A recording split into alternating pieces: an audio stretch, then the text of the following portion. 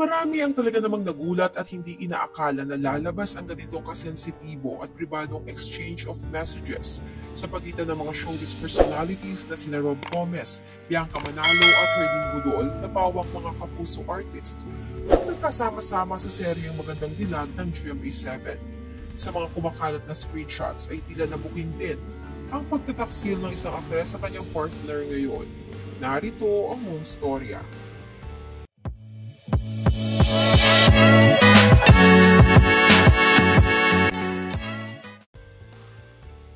Nag-trending itong araw ng Miyerkules, December 20 sa social media ang mga kapuso artist na sina Rob Gomez at Bianca Manalo kasunod ng pagkalat ng di umano'y mga palitan nila ng text messages.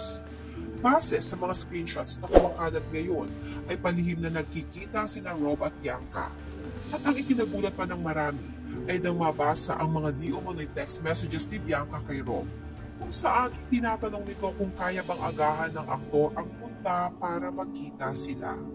Ikinagulat ito ng netizens dahil alam naman ng marami na parehong may mga karelasyon sina Rob at Bianca.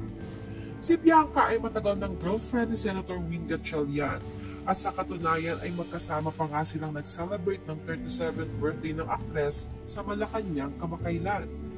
Samantala nitong August lang din nang dumagat sa publiko si Miss Multinational Philippines 2021 Shaila Rebortera at ipinakilala ang anak nila ni Rob Gomez na si Amelia. Para pasinungalingan ang sinabi ng aktor na single siya sa kanyang interview sa Fast Talk with Boy Abunda. Kaya naging malaking issue ito ay dahil nabigla ang marami sa mga nilalaman ng messages ni Bianca kay Rob, gayong may karelasyon na siya na isang senador. He's not here, he's in Valenzuela.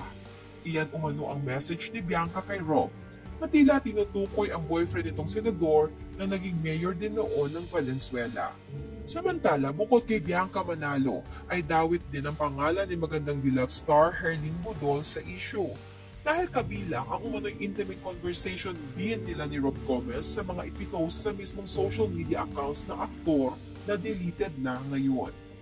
Kung pagbabasehan ang screenshots, mahihinuha na matagal nang may mas malalim na namamagitan sa pagitan ni Herlin Budol at Rob Gomez. At hindi iyon ang una nilang intimate conversation sa mga naganap sa kanila noon. Maging ang kapuso star na si Pearl Gonzalez ay kabilang rin sa mga babaeng di umano'y kapalitan ni Rob ng private messages.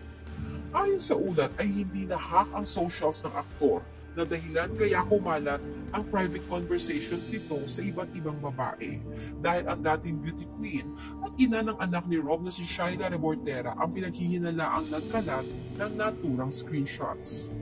Ayon sa ulat, di umano ay nag-agawan sa cellphone ni Rob silang dalawa ni Shaila at nakita ng mga saksi ang mga sugat sa braso ng aktor dahil sa pag-aagawan nilang dalawa ni Shaila.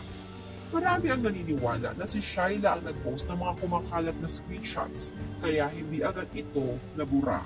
Sa kasalukuyan ay wala pang inilalabas na pahayag ang bawat panig ng mga sangkot sa kontrobersyang ito tulad ni Rob Gomez, Bianca Manalo at Herlin Budol para linawin ang pagkakadawit nila dito. Samantala, si Rob naman ay nag-post ngayong araw na wala pa raw sa kanyang possession ang kanyang cellphone. Mensahe ni Rob, "My phone is still not in my possession."